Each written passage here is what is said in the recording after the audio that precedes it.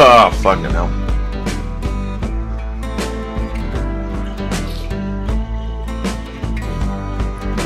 Ugh. Ugh.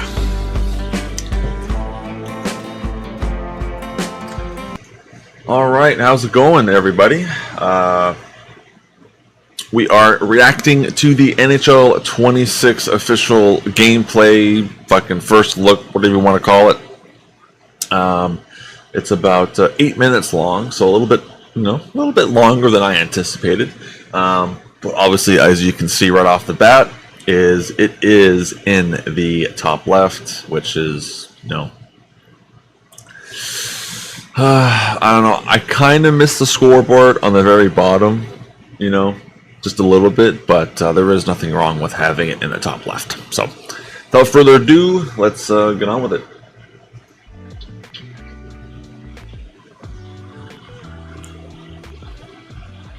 Hey everyone, today I'm joined by Tyson Swatsky and David Pritchett from the NHL Gameplay team. Today we're going to cover some commonly asked questions regarding gameplay, starting with a hot topic from NHL 25, the LT. How has that changed in NHL 26?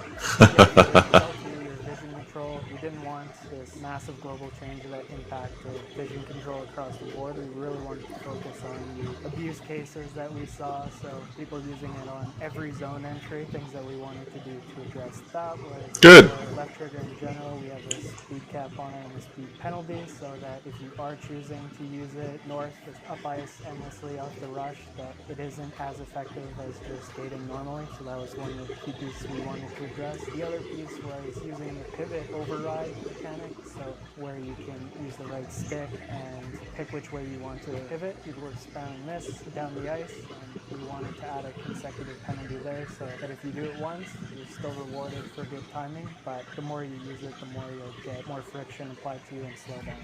Okay. Feedback, Oh, God.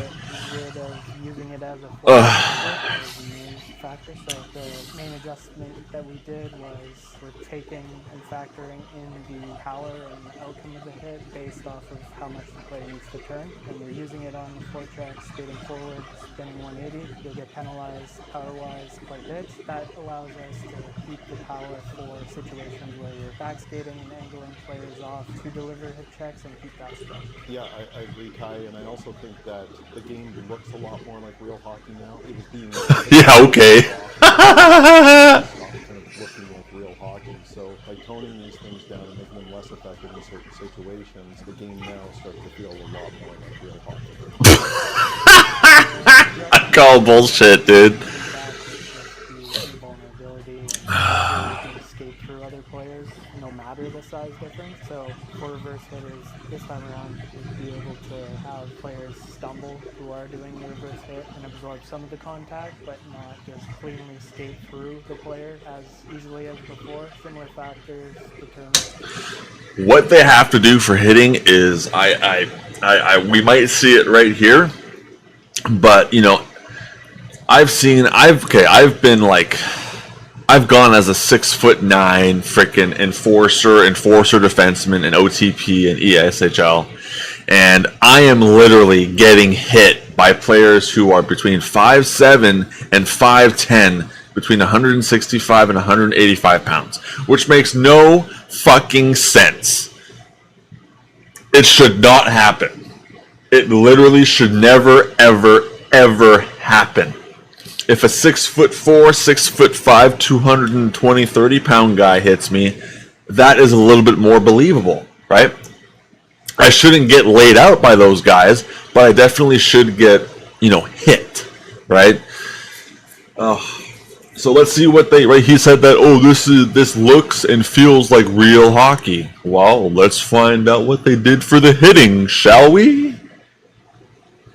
Height and weight, the relative speed of the players, the rating, the timing. It's just not going to be as easy to breeze through it as previously. The feedback that we got from the community, They're not going to show us?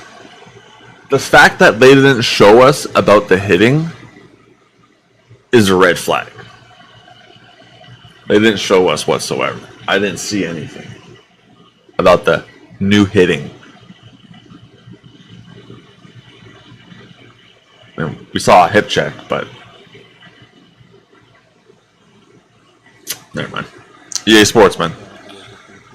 I think there was around 70 X Factors originally. As a result, what happened there is that they just kind of felt watered down. It wasn't super clear what a given X Factor did, or whether it did anything at all. And they certainly weren't all balanced.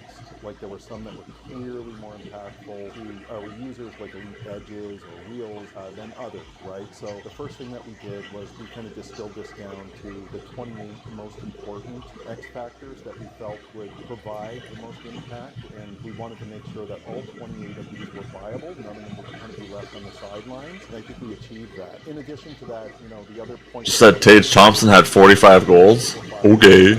scenarios in the game. I save Vejmalka. Through things like the UI that we use when an X Factor is triggering, so that you can learn how these things actually trigger in the game and how your opponent teams are equipped so that you can learn how to defend against Ankle breaker, Patty Kane. when these X Factors are triggering in the game, and that's super important. Like we're using our indicators now to actually communicate what X Factor is triggering versus kind of a generic guideline. Nice save. Also, we have animations that are very specific to a lot of these X Factors as well, which kind of just show you through the body language of the various players that, oh, you're doing something kind of unique and special here. And this is super helpful not only to be able to see in the moment when a given X Factor is triggering, but also to be able to learn how your opponents are equipped and how they're utilizing these X Factors so you can learn how to defend against them. With the new X Factors, we also wanted to make sure that we still have a variety of X Factors for different player types as well. So power forwards get their ability. Ooh. Playmakers, snipers,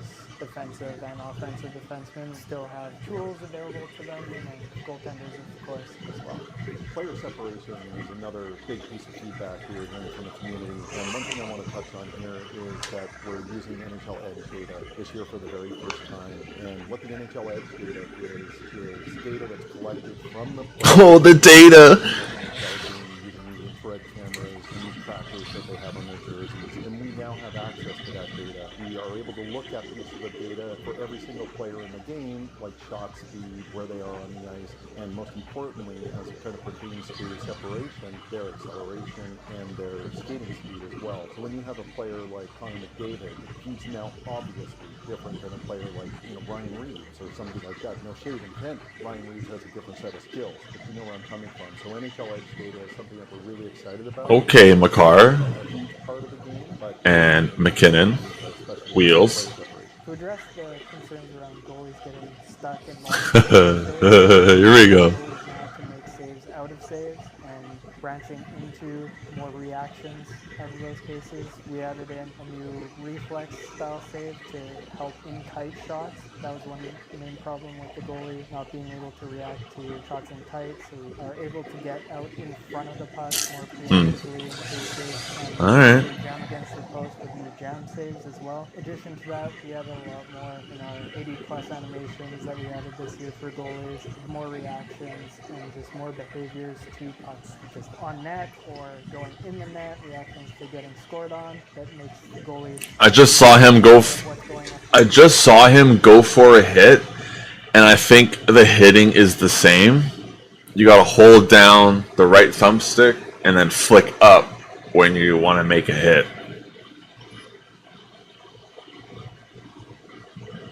That is literally what I just saw on the bottom left. Reactions to getting scored on that makes goals just on net. Right there. Going in the net actions and just more behaviors Number 6. just on net. There it is. Yeah, missed the hit because of it. Getting scored on that makes Oh, I swear to God, EA. what's going on the I swear to God, EA.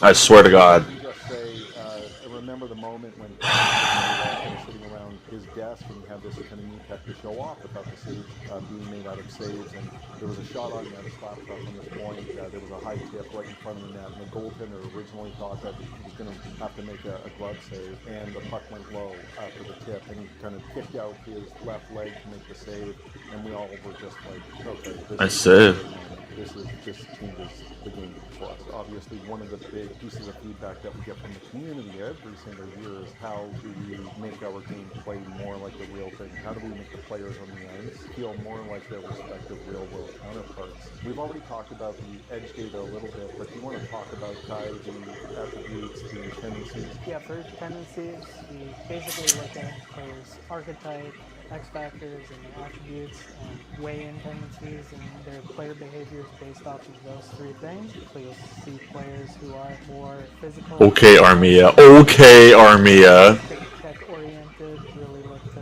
deliver stick checks off the rush and kind of angle players out. Really trying to nail a lot of the player specific differentiation. So you see things like Macaw.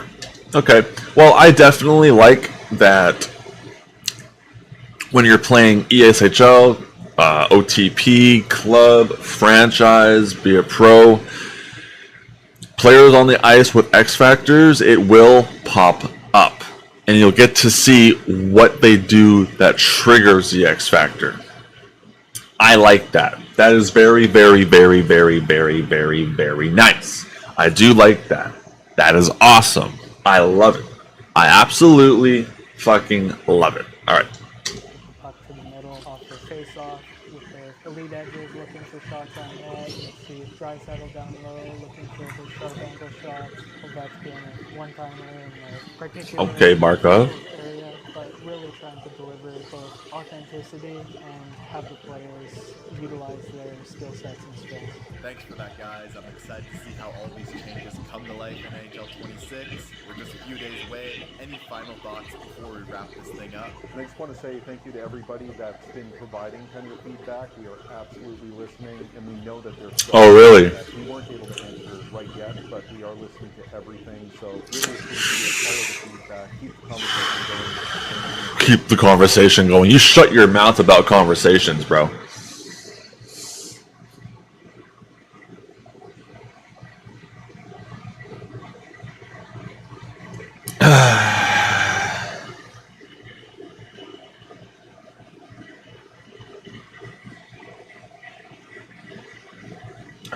How do I want to word this?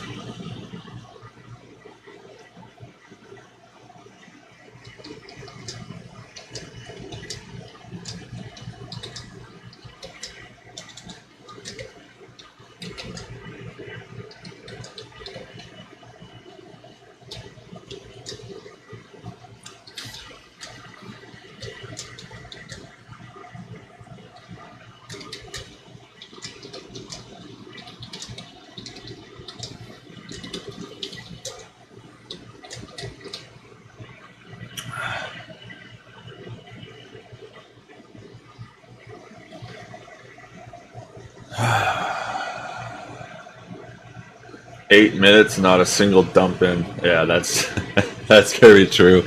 But we have seen the dump in, and they fixed that. The puck goes higher and farther. So,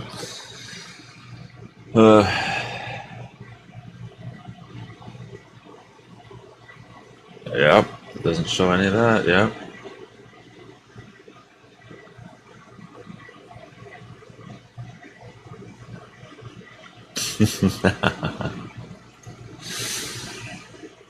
I'm gonna like my own comment because why not?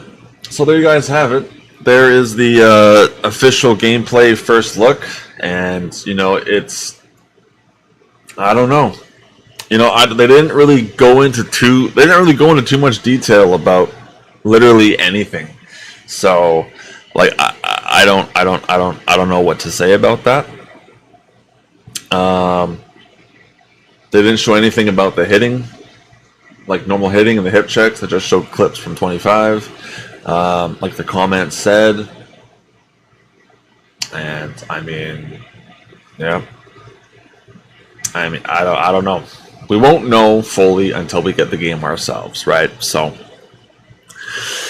we will see what happens, and I'll see you guys Friday for all that stuff. So Friday is going to be the first Be a Pro and whatnot. So maybe I'll do both Be a Pros on the same day. That way, come the weekend, I can record the episode. Right?